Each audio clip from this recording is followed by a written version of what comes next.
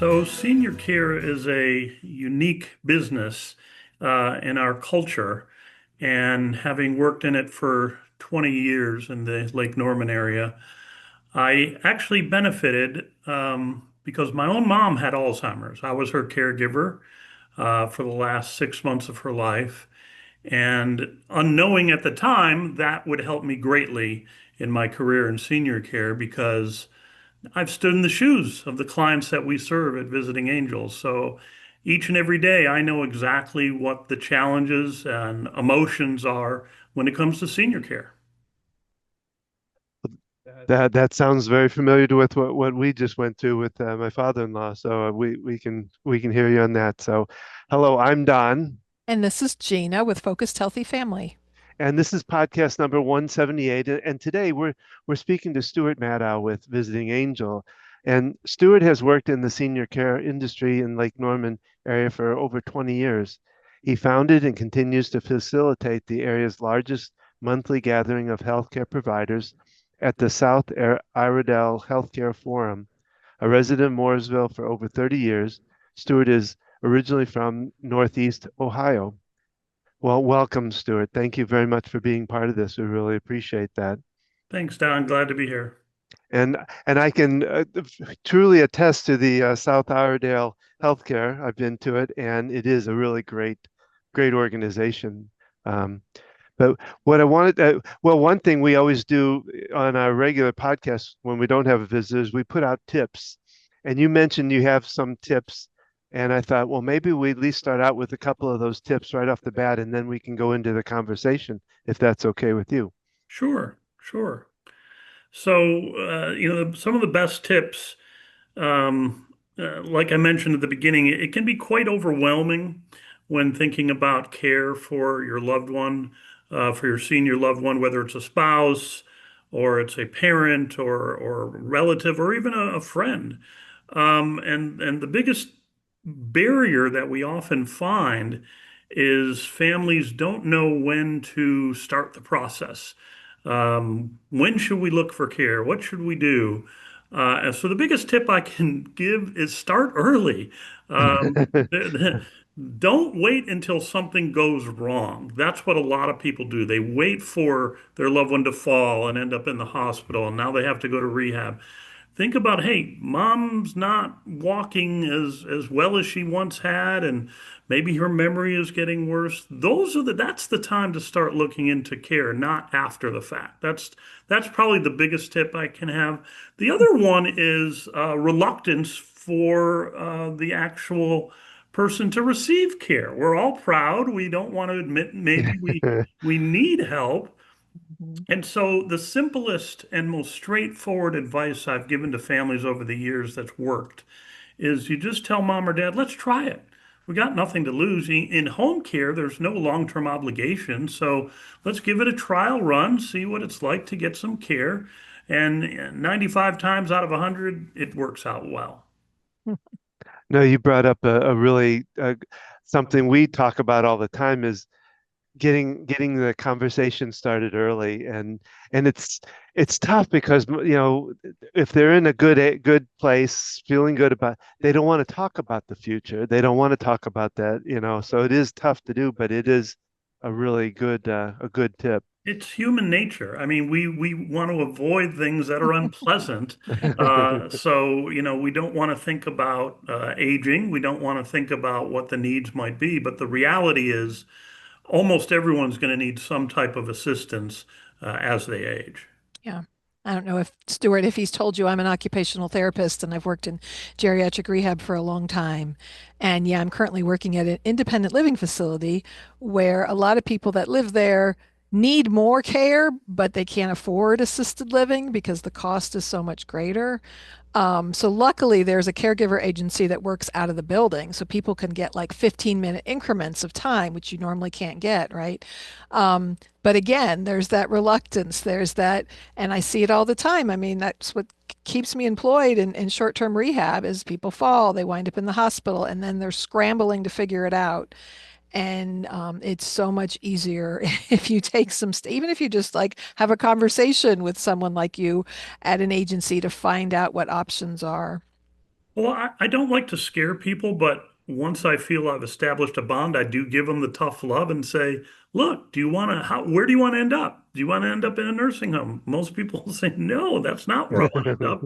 So Hmm. let's be proactive. A lot of people living in independent living these days, whether it's cost factor or whether it's just the factor of not wanting to give up independence and go to assisted living, usually need some type of assistance. There's a whole complexity around accepting care and what the care might be. But accepting care is a barrier. Yeah, yeah. So let's start up by just talking about visiting angels because I don't know a lot about it myself, even though I've been around you enough that I know some of it. But I wanted to just talk about like what does visiting angels do? What do you do with them? That kind of thing. So, Visiting Angels is one of the largest senior home care providers in all of the United States. It's a franchise system. There's over 600 offices, but they're all locally owned.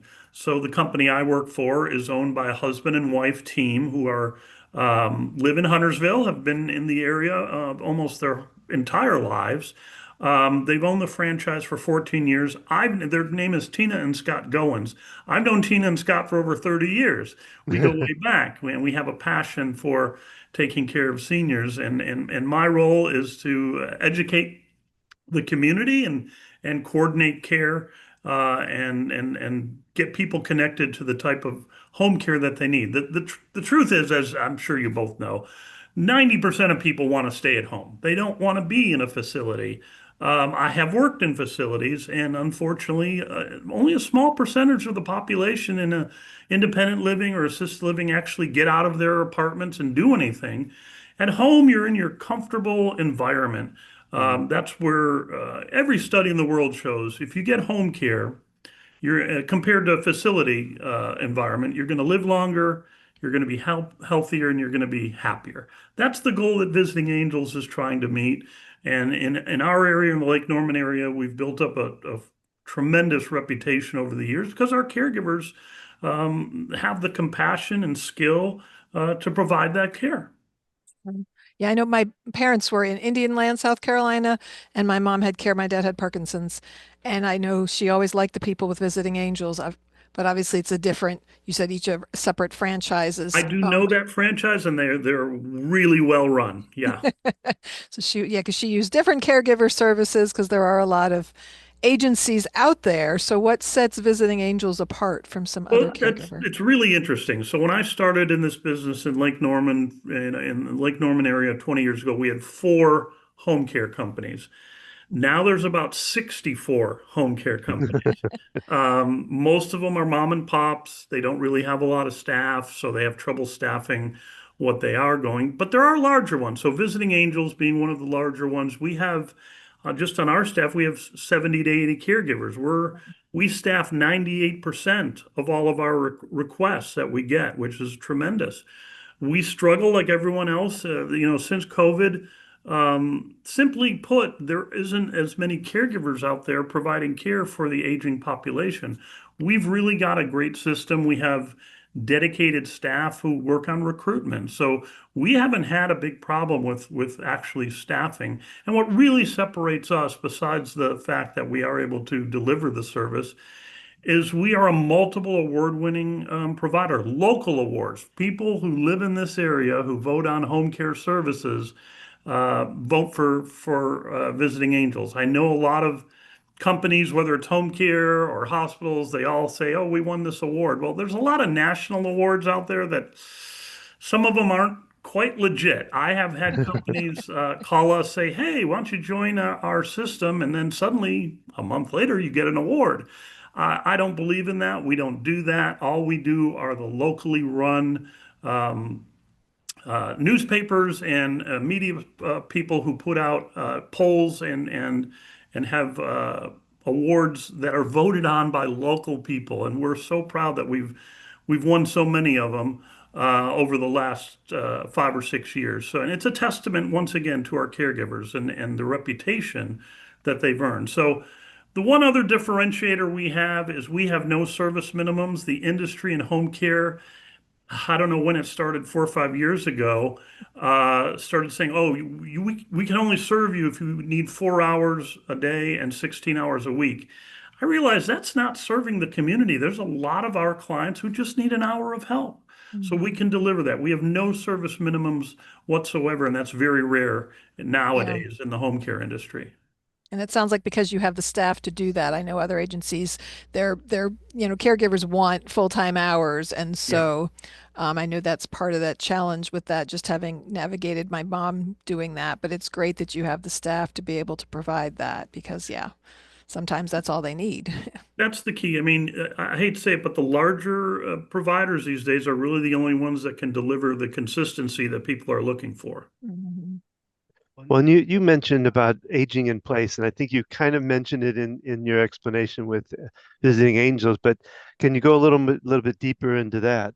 Yeah, I mean that, like I said, that is really what people want. Aging in place is staying at wherever you call home and making it work. Nowadays, there are so many allied services that we work with. There are companies that can put in grab bars in the home. They can put in ramps to make it more handicap accessible. They can widen doorways so that the big walkers or wheelchairs can get through in the home.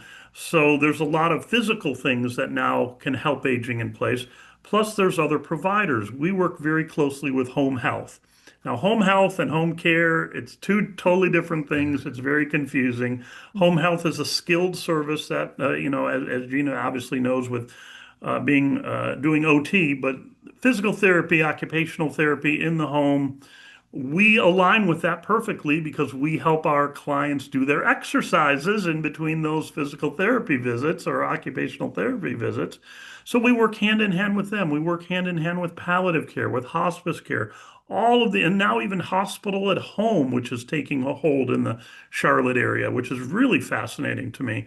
You have all these aligned providers now that can help people age in place at home. Whereas this was non-existent, 20, 30 years ago to have all of these services that are available. Yeah, it is wonderful to have access to that. Yeah, and to differentiate. I just wanted to have you differentiate too. If you're getting home health services with skilled therapy, you might have a certified nursing assistant, but the people employed through Visiting Angels, they're caregivers, correct? You don't have nursing assistants. Yeah, so we technically, under our license in the state of North Carolina, are considered non-medical. It's kind of confusing because we can do hands-on care, what's labeled as personal care, so Hmm. bathing, dressing, grooming. We can do all of those things. All of our caregivers have CNA level training. They're not necessarily nursing assistants, Oh, but okay. we are also required to have nurses supervise all of our care and do all of our Okay. care plans. So our nurses on staff train our caregivers who go in the home and provide the actual services. But in home care in North Carolina, every state's different, but in Mhm. North Carolina, it's considered actually non-medical, even though we have to have nurses on staff. But that's who the people who are providing the actual care. We don't do injections. We don't do feeding tubes.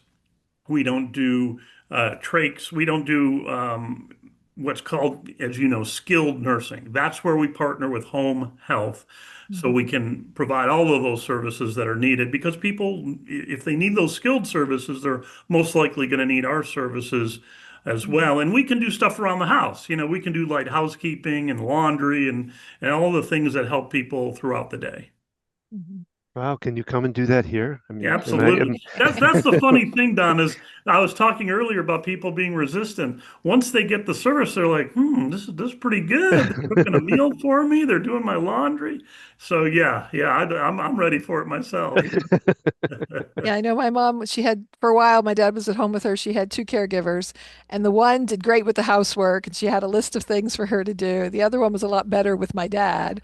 Um, yeah, so she kind of got into a routine with them. But so your caregivers have nursing assistant training? They're not necessarily certified nursing Yeah, they assistants? don't have to be certified under our license. Some are. We do have some CNAs who have kept their Okay. license, but we train on that level. So they know how to use a gait belt, which helps people transfer. They know how to use a Hoyer lift, which a Mhm. lot of facilities don't even allow, but we can do that. So we Hmm. can do more than most facilities can. Okay. So they all get that hands-on type training for bathing assistance. And the other big component that we train on is dementia care. So how to interact, communicate with those with dementia. As I said at the beginning, my mom had Alzheimer's, so I've been a dementia educator for years. That Hmm. is the ongoing. 80% of our clientele have some form of memory loss of dementia. Sure. That's great that that you got your caregivers have that training because just seeing different caregiver agencies, both professionally and with my mom, they're not always nursing assistants, and there can be caregivers that don't have a high level of education in caring for someone. And that dementia care component is, like you said, it's most of those people have a level of that, and knowing how to work and communicate with them makes a big difference. Because my dad had Parkinson's in his advanced years of, he had dementia in his advanced years of Parkinson's. So that whole new component that was Which added. for 20 to 25% of Parkinson's cases, they do get a dementia that mirrors Alzheimer's disease for sure. So yeah, it's a common thing for most of our clientele. We see mild cases of dementia all the way up to very pronounced cases of dementia. And our caregivers, it's not always easy taking care of someone with dementia. That Mm, some are no. delightful. They forgot what you told them 2 minutes ago, but others can be quite challenging. Sure. I don't know if you're familiar with Teepa Snow. I'm very familiar with Teepa. In fact, I brought her to the Mooresville area about 10 years ago. We sold out a symposium with her in Wow. a half hour.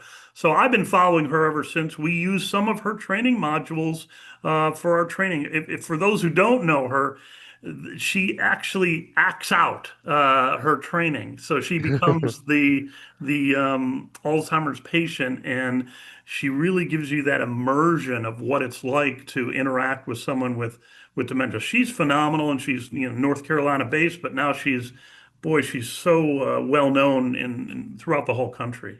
Yeah, we actually got to interview her um, whenever it was, a couple months back. So, Yeah, um, she was a trip. She was a lot of fun. She is. That's what she, I've always said when you're doing education, you're not only educating people and hopefully inspiring, but you gotta entertain them to keep their interest. And Yeah, right. she has that component that she keeps you, involved in everything she's saying. Sure. yeah, Yeah. yeah.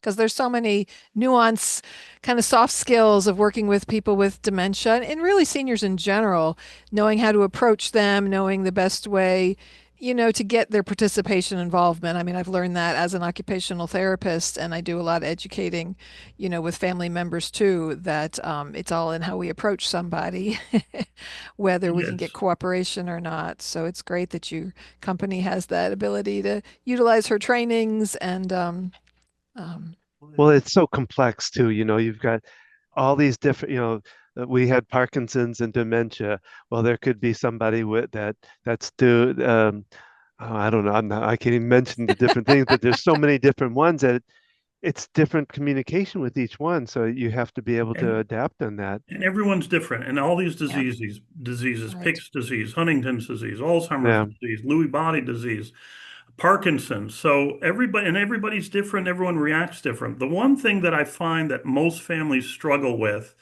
the disease process is we always tend to think of the disease going down in a spiral like this in any disease. That's how we think of it. But dementia can go big drop, level, big drop. My mom, for instance, on a Friday knew who I was. She couldn't remember, what we talked about 5 minutes early, knew my name. The very next day, it was gone. She didn't know who I was and never did after that point. So Mhm. everyone's different, but in with dementia, especially with Alzheimer's, you can see these huge dips that create a new baseline level, and that's hard. That's hard to deal with because you can't really emotionally prepare for that as a adult child or a spouse. So there's so many, Don, like you said, there's so many complexities involved when we're talking about dementia, and it's I never sugarcoat it with families. I'm like, this is going to be a tough journey, but visiting Mhm. angels is going to be with you on the journey. And like I said, having had that experience myself, I literally, before I meet with any family to talk about our services, I close my eyes and remember what was that feeling Mhm. That overwhelming feeling I had when I was looking for help for my mom. And then I'm in their shoes and I know exactly how they're feeling and I can approach it from their perspective instead of from an outside perspective. Right, right. Well, you also mentioned the idea of respite care, I think for caregivers. Yeah, so and that's another. I'm glad you brought that up. So that's another thing. When I meet with a family, especially a husband and wife, let's say the husband's the one with the care needs, I will tell the wife, we're not just here for him, we're here for you as well because you're the primary caregiver. Quite often, they're already burned out by the time they've called us because people aren't proactive like they should be. And she or he would need respite. They need a break. There's a great book, and you may have heard of it, called You Take the Oxygen First, which, if you get on an airplane and they say, if we lose cabin pressure, you take the oxygen and then you put it on your loved one. Why? Because if you're not breathing, you're not going to be able to help your loved one. Same thing in caregiving. If you're not healthy, how can you be the best caregiver you can be? So you need those breaks, but there's so much emotional components to this. The the spouse who wants to be loyal to their, I have to be with them all of the time. Um, there's so much emotion involved that they sacrifice their own health quite often. And I've seen caregivers pass away quicker than the ones they're caregiving for because of the Yeah. stress, because of the Yeah. stress. So respite is huge. It's a huge factor. And when we go into a family, I'm like, we're here not only to help the person who needs the physical help, but the rest of the family who needs a break as well. Yeah. Well, and you talk about the emotional part.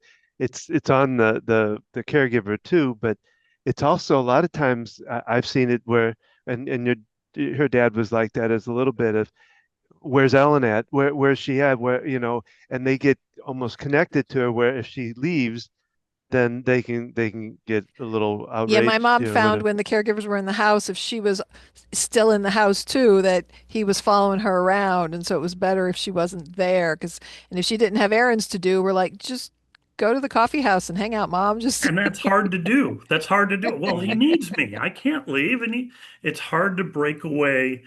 A lot of caregivers understand it theoretically, but Mhm. when those emotions start to hit, it's not easy to walk away. It's not easy to agree and say, yeah, I'm going to do this until they can start doing it and see the positive outcomes it has on themselves and on Mm, their loved one as well. Yeah. And as far as the proactive part, getting help before dementia progresses to an extreme point, it can be easier to make that adjustment with the familiarity of someone coming in.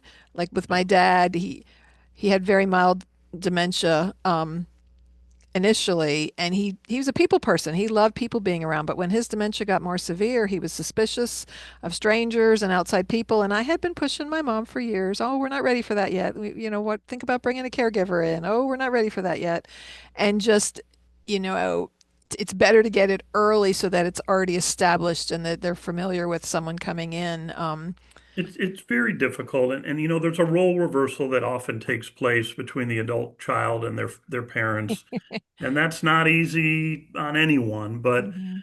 like I said, when I try to establish a rapport with families that I'm working with, I give the tough love pretty quickly and say, this is really what I feel you should do, and the toughest of all of it is taking the car keys away. Oh yeah, Biggest sense of independence, and that's the toughest one. But sure. all these other things we've been talking about, none of this is easy. But Right. once people start to, take that first baby step, they realize, oh yeah, this really is going to be beneficial for all involved. And we take it beyond what we do. So if we have someone who's very advanced dementia and they really need to be in a locked secured unit, I'll go and tour with them at a memory care. I know all the local ones. I'd be glad. I want the patient, the client to get what they need, even if it means we're losing the client. I know we're doing the right thing. Right. Right. And sometimes I still need a caregiver in those settings. They do. We And we hired just someone for my dad. Yeah. We just Um, had one of our clients move to memory care, but they still want the care because it's his buddy. He can't remember her name, but he knows her face. And so she still goes in several times a week to the memory care because mhm. they've established that bond. And he still understands it. Sure. Because, yeah, you're not going to really get direct one-on-one care even in a facility like No, that. and that's unfortunately most people don't realize that. There's Hmm. a big misunderstanding with that, and there's also a big misunderstanding with hospice care. Hospice care is wonderful, but people think it's all the time comprehensive, where really it's just a couple hours a week Hmm. with a nurse or social worker coming in. It's not comprehensive, and they often need visiting angels to supplement that. So Sure. I was naive when before I got into healthcare. I thought hospice was one giant organization like the Red Cross, and that you went to a place, not realizing that most hospice care takes place at home, 98%. Hmm. So, the general public, I always have to remember to not use acronyms and things that they don't understand what we're talking about, and put myself once again in their shoes. They don't know. And they want us to tell them what our knowledge is so that we can help them, go along this path. I want to ask one more question about medication management because I see this confusion in our facility as far as I know nurses are really the only ones who can really deal with that. So do your caregivers assist with people taking medication, following, you know, filling up pill cases? Like what's the line there Well, as far as the what they can law do? is, and I know we follow it. I wish I could say I was confident all home care followed it. The law for home care licensees are we can do medication reminders. We cannot touch a medication. Now, we can bring a pill bottle over to the client and say, it's time to take your pill, but they have to be able to either open the pill bottle or the pill case. We cannot put pills in a pill case. We Hmm. cannot tell a client when they should take their med. That has to come from a doctor and be in our care plan where the doctor says this pill is for at 2 o'clock or is at evening time. We Hmm. can only remind the client to take their pill. We can bring them the actual case, but we can't take the medication out. We can't touch the medication. Right. I wish I could be confident that all home care operators are acting under those laws. I know Visiting Angels does because they're very strict, and I understand why. You need professionals to handle medication, whether it be nurses or med techs. You need someone who understands the exact dosage and how it all works. Yeah, that's the thing. I see families are confused by that because the agency that works out of the independent living I work at, they do medication reminders, but the family thinks that means they're filling up their pill case. They think, because I work with people to see can they be independent with managing their medications or, and a lot of times we set up pill cases for like a month and the family can fill it up and then they have the caregiver who reminds them. But families don't understand those differences. Yeah. They sometimes make assumptions and just I know I do a lot of educating on that, but It's confusing. Like I said, when you're talking home care and home health, it sounds like it's the same thing. When you're mhm, talking medication management or medication reminders, people aren't thinking that there's any difference there. So mhm. I totally get it. Yeah. And it's such a big thing and such an important thing. There's so many great reminders now, pill cases and things, and like the med packs now that some pharmacies will put together, Yeah. where it's set up for the times a day that it's taken. And I imagine, um, your caregiver could hand them the pill pack and they open it Yeah. up and take it themselves. So Yeah. that's Yeah. some It's we think about overdosing, but underdosing is just as important to think about. And someone not getting their meds can make a huge difference in their overall health. Sure. Yeah, it's a huge thing. I see patients all the time. They're like, I don't think I need that. I'm feeling okay. They just don't Yeah. take Yeah. medicine. That can be a real challenge. So yeah, thank you for clarifying that because that was my understanding of the law, and I just think it's helpful for people. That's why we do this podcast to help Yeah. educate people, for them to understand the nuances and the differences, like you said, with home care versus home health services. Yeah, one's paid for by insurance, and the other one is not typically. Um, Correct. And even people in the industry don't know the difference. There's a lot of people I've gone to doctor's office who had no idea what the difference is. They just assume right, they both can do the same thing. right. But yeah, cost is a whole nother subject. But yes, primarily home care is private pay. If you're like us at Visiting Angels, we are a veterans approved provider, so we can Oh, okay. help with, veterans can get a lot of benefits. and we can provide those services. And then long-term care insurance is a popular option. But outside of that, most of home care is privately paid, and it can be quite expensive. Yeah. Yeah, people don't realize if they have VA benefits that it will pay for caregivers and things, and then you can pick your agency of where you're Yeah. getting the caregivers from. It's a great benefit. Unfortunately, the VA doesn't do a good job of promoting it. And on the flip side of that, I get a call at least twice a week saying, "Hey, I'm ready for home care. I got Medicare." They just assume Medicare is going to cover Oh, home care, and it doesn't cover anything. And Medicare Advantage plans are confusing people greatly into thinking they can get home care. They cannot get home care under Medicare Advantage. Maybe someday, but not today. right, right. Yeah, there's qualifications and things that people don't understand that it's Well, we could talk on this conversation probably all day. There's so much to it. Um, but I think for now we're going to probably start wrapping it up. So what I was going to ask is, you know, one, if you want to give another tip, if there's another tip in your mind that you want to give, and then tell us about, how would people find out more about visiting Angel? So, I gave my two biggest tips of, resistance to care and being proactive. I think really people just have to think about, it's really going along with that proactive. The internet's an amazing thing, good and bad.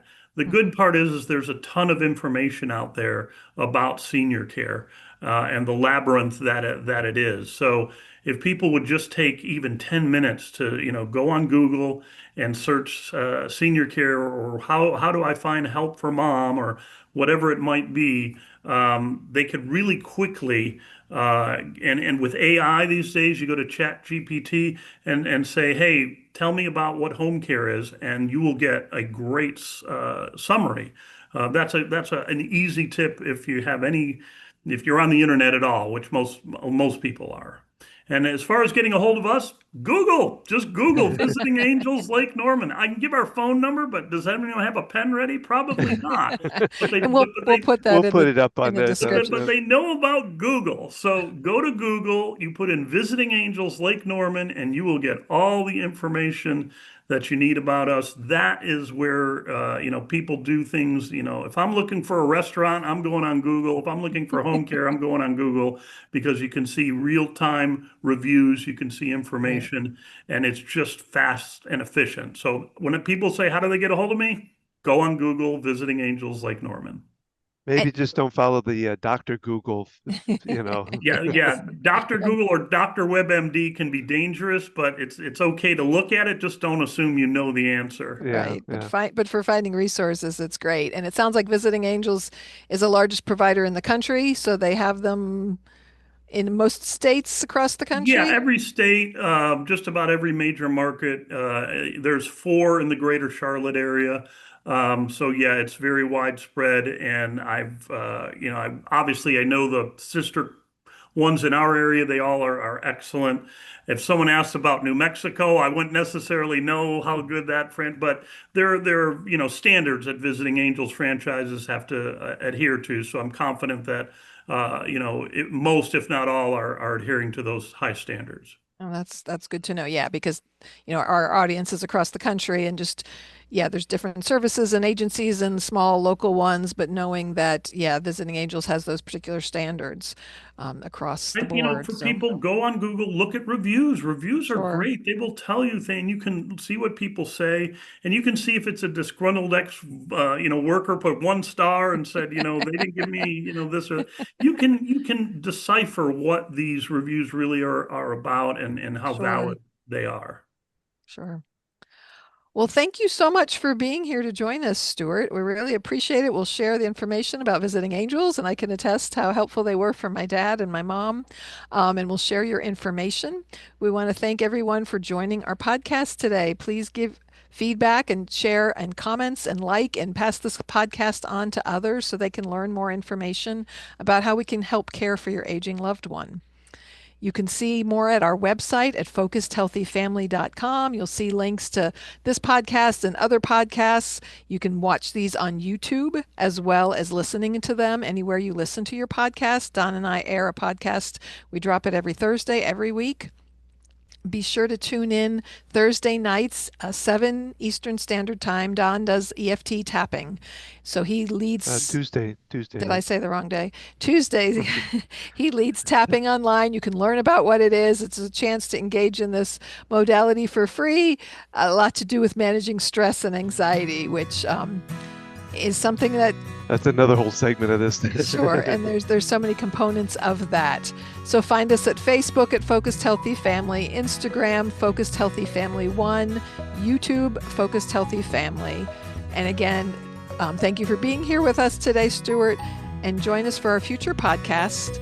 And remember, how you speak to your children and your loved ones today shapes their future and yours.